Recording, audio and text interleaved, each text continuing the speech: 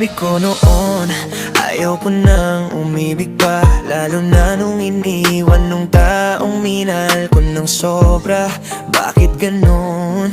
Sa dulo ako pa rin ang umiyak mag-isa.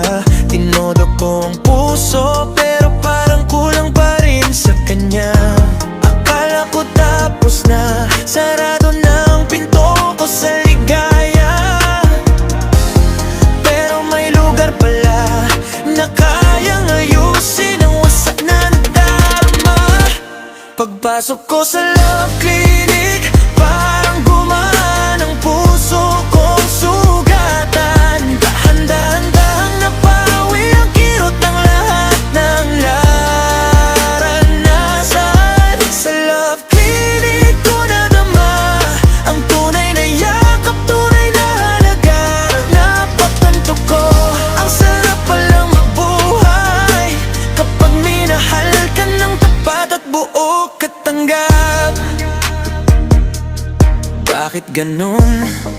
Tanong ko, pagmamahal ko ba hindi sapat? Nagmahal lang ako ng sapat at totoo, pero ako pa rin ang lumabas na talo sa lahat. Sa bawat tanong na kulang ba ako, dito ko lang nahanap ang sagot. May mga pusong hindi marunong tumanggap kahit gaano katakot umabot. Dito ko natutunan na hindi ko kasalanan ang paglayo niya. May puso ring akalaan na kayang mahalin ang sugat at peklat ko talaga. Pagpasok ko sa love clinic, parang gumaan ang puso kong sugatan. Dahan-dahan napawi ang kirot ng lahat ng naranasan. Sa love clinic ko nadama ang tunay na yakap, tunay na halaga.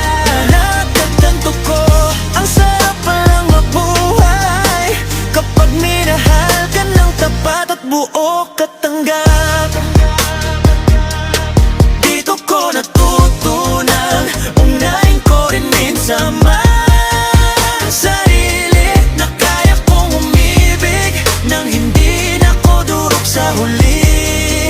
Kung saan ako pinili, doon ko rin pipiliing manatili. Sa love clinic ko nakita na karapat dapat din pala akong mahalin. Pagpasok ko sa love clinic,